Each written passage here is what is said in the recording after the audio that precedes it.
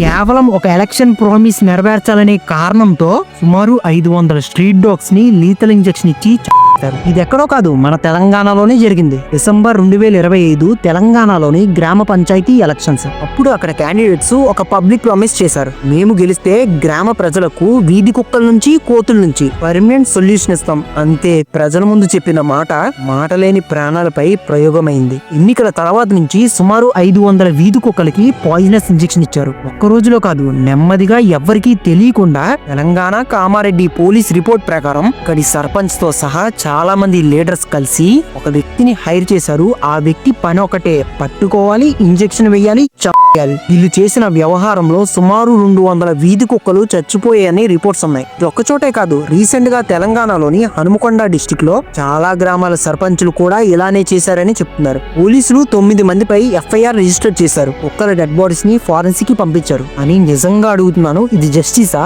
లేదా కేవలం పేపర్ యాక్షనా? ఏ దేశంలో మనుషులకి జస్టిస్ దొరకడానికి పూర్తిగా లైఫ్ టైం సరిపోవడం లేదు, అలాంటి దేశంలో మాట లేని జంతువులకు జస్టిస్ దొరుకుతుందా? ఈ రోజు స్ట్రీట్ డాగ్స్, రేపు సిస్టమ్ కి అవసరం లేని ఎవరో ఒకరు. ఎవరి చేతిలో ఉంటే ప్రాణం విలువే కాదు.